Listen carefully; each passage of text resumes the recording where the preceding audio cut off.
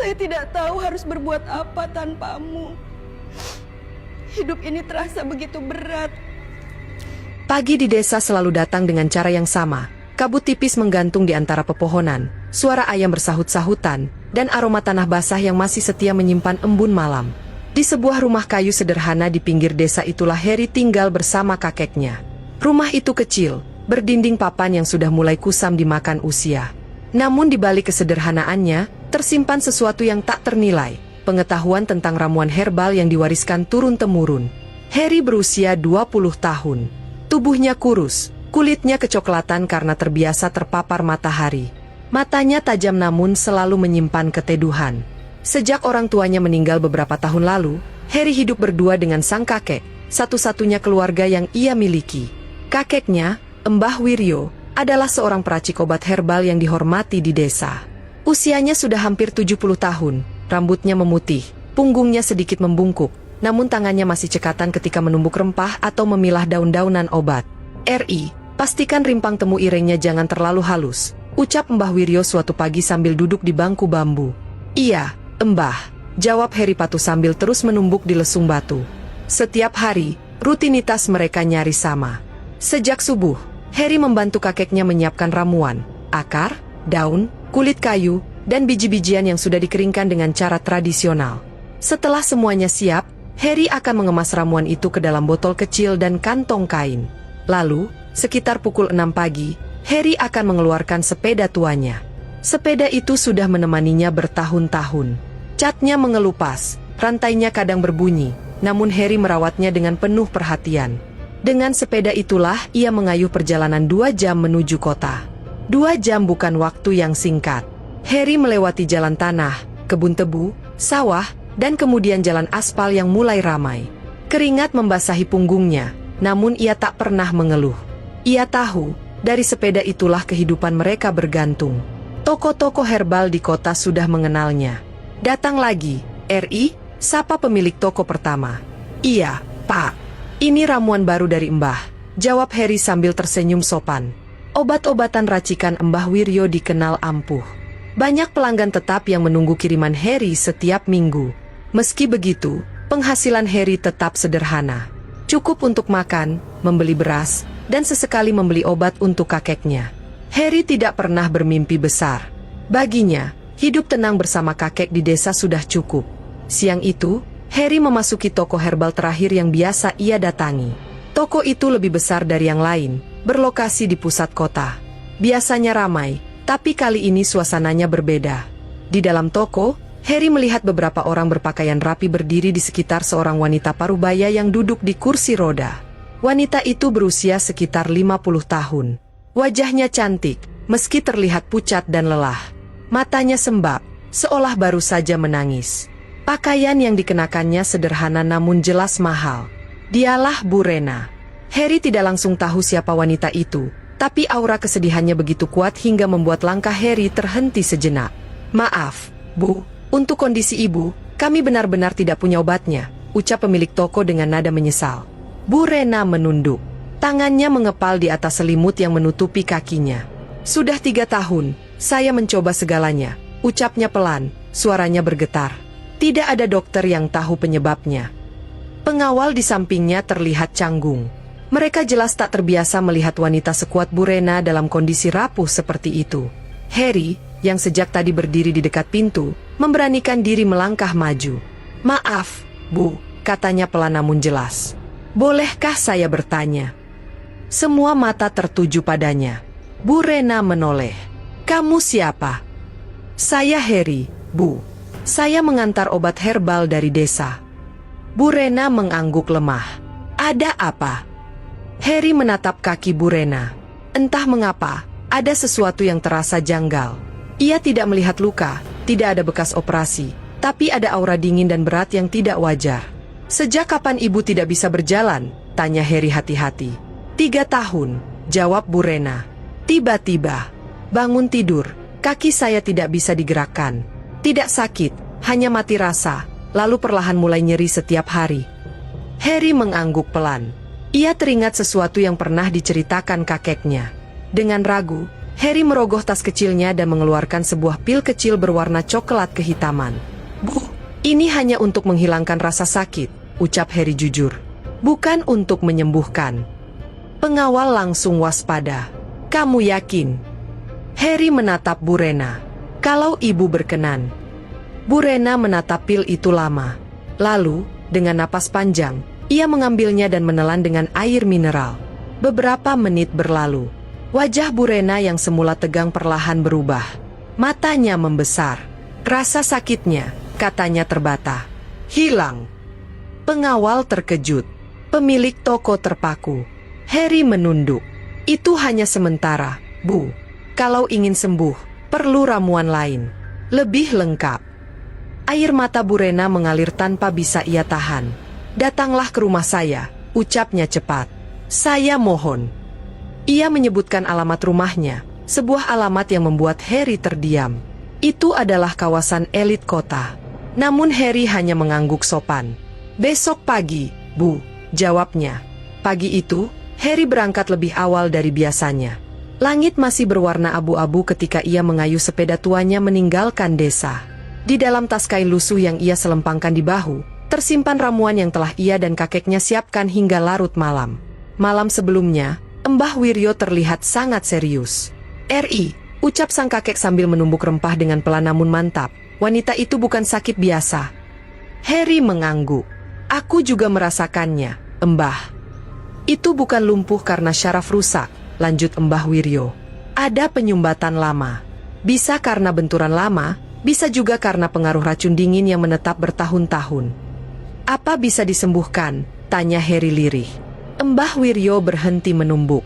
Ia menatap cucunya dalam-dalam. "Kalau Allah mengizinkan, bisa." Kalimat itu membuat Harry terdiam lama. Kini, saat roda sepedanya berputar di jalan aspal kota, kata-kata itu terus terngiang di kepalanya. Rumah Bu Rena berdiri megah di balik pagar besi tinggi. Halamannya luas, dihiasi taman rapi dan air mancur kecil. Harry menelan ludah saat berhenti di depan gerbang. Ini dunia yang sangat jauh dari desanya. Seorang satpam menghampirinya. "Cari siapa?" "Saya Harry. Bu Rena menyuruh saya datang," jawabnya gugup. Satpam itu terlihat terkejut sejenak, lalu berbicara melalui handy-talkie. Tak lama, gerbang terbuka perlahan. Harry masuk dengan sepeda tuanya, merasa sangat kecil di tengah kemewahan itu. Bu Rena sudah menunggunya di ruang tengah. Wanita itu duduk di kursi roda, matanya sembab, seolah hampir semalaman tak tidur. "Kamu datang," ucap Bu Rena dengan suara bergetar. "Iya, Bu," jawab Harry sopan. Begitu Harry mendekat, Bu Rena tiba-tiba menangis. Tangisnya pecah, bukan tangis orang kaya, bukan pula tangis seorang pengusaha besar, melainkan tangis seorang manusia yang sudah terlalu lama menahan harapan.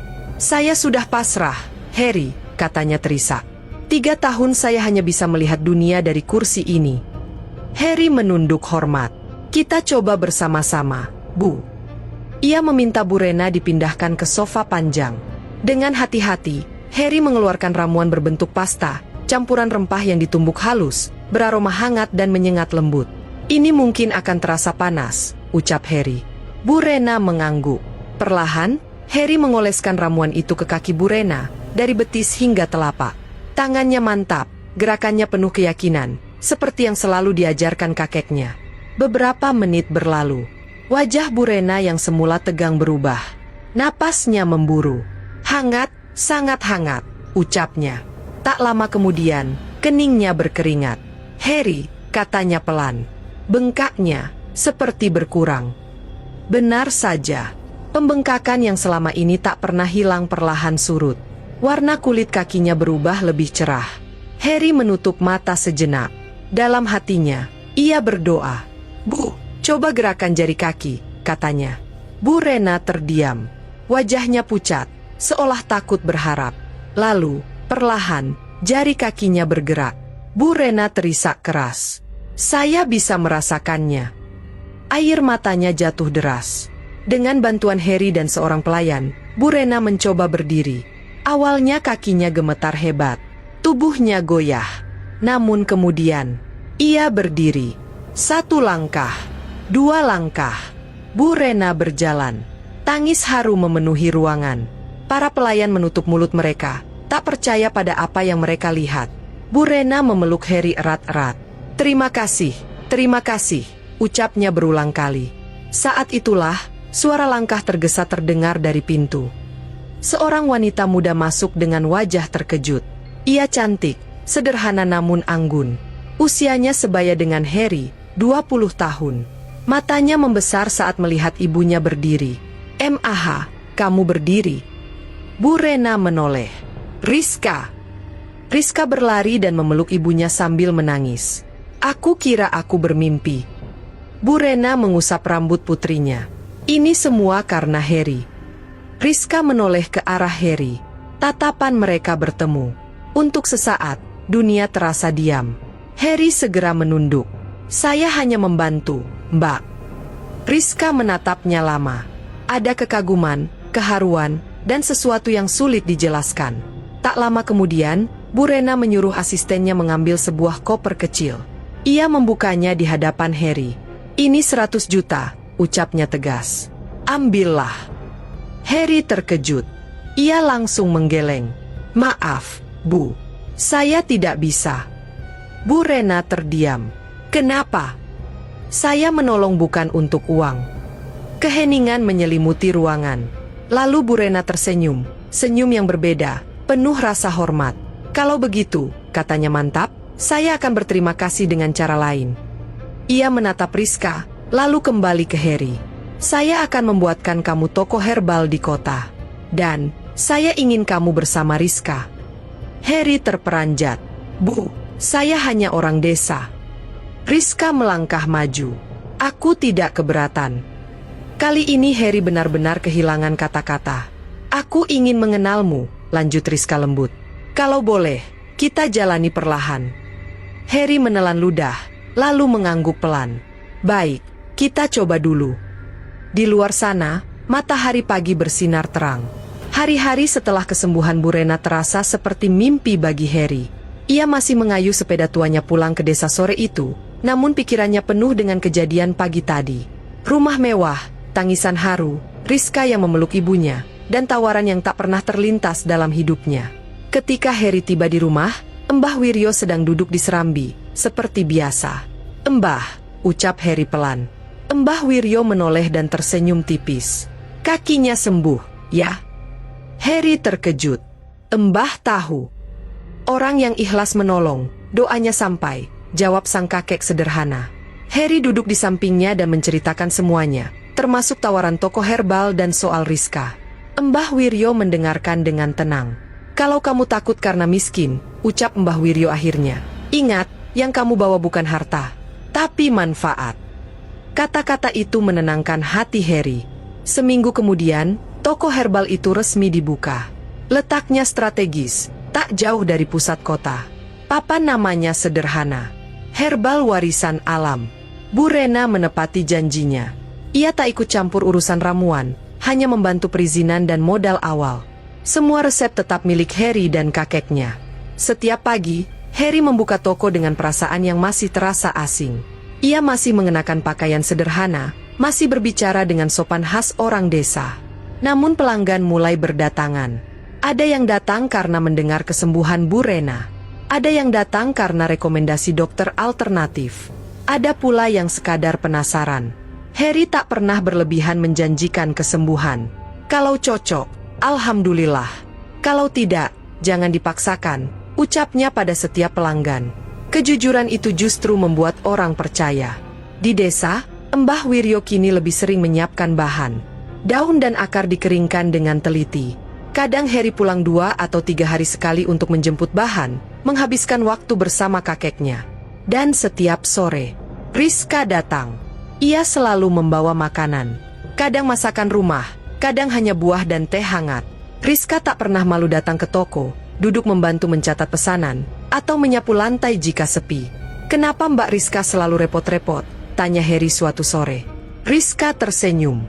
"Aku senang di sini. Tenang." Hubungan mereka berjalan pelan. Tidak ada janji muluk. Tidak ada paksaan. Mereka saling mengenal dalam kesederhanaan. Rizka belajar tentang ramuan. Harry belajar tentang dunia usaha. Mereka sering berbincang tentang masa kecil, tentang kehilangan, tentang harapan. Suatu malam, Bu Rena memanggil Harry ke rumahnya. "Harry," ucap Bu Rena lembut. Kini ia duduk di sofa tanpa kursi roda. "Terima kasih sudah mengembalikan hidup saya." Harry menunduk. "Saya hanya melakukan yang saya bisa, Bu." Bu Rena tersenyum.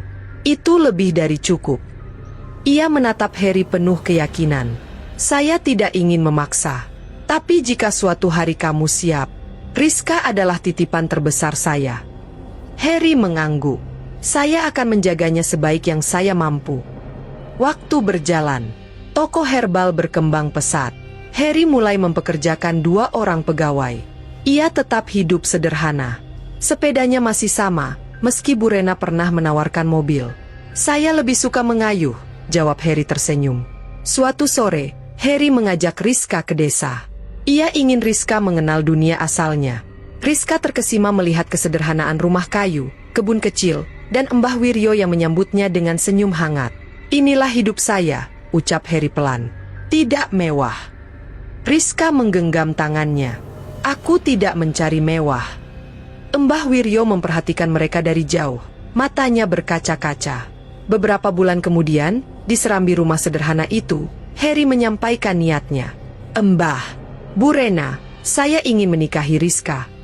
Tidak ada pesta besar, tidak ada kemewahan berlebihan, hanya akad sederhana, doa tulus, senyum yang jujur."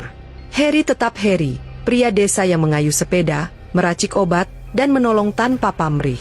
Rizka tetap Rizka, wanita kuat yang memilih cinta sederhana. Dan Bu Rena, yang kini kembali berjalan, tersenyum melihat mereka. Hidup tidak selalu memberi segalanya sekaligus.